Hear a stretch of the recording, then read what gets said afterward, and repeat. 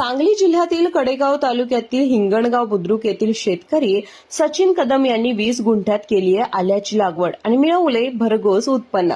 जर शेतकऱ्यांनी योग्य व्यवस्थापन केलं तर त्याला लाखो रुपयांचा नफा मिळतो, हेच त्यांनी सिद्ध केलंय। 1 गुंठे क्षेत्रात 400 ते 500 किलो आल्याचं उत्पन्न आवश्यक असतं, पण सचिन कदम यांनी योग्य व्यवस्थापन करून आणि मनात जिद्द बाळगून एकाच गुंठ्यात 900 ते 1000 किलो इतकं उत्पन्न काढलंय। 12-13 वर्ष झालं ते शेती याच प्रकारची करत आहेत। 20 गुंठे क्षेत्रात आता त्यांना 20 टन इतकं उत्पन्न निघणार आहे। शेणखत, कारखान्याची मळी, कारखान्याची राख असे वापरून सेंद्रिय पद्धतीने ते शेती करतात। रासायनिक फवारणी कमी कशी करता येईल याचाही विचार करतात। त्यांचं म्हणणं आहे की रासायनिक खतांपेक्षा सेंद्रिय खतांकडे जास्त कल दिला पाहिजे।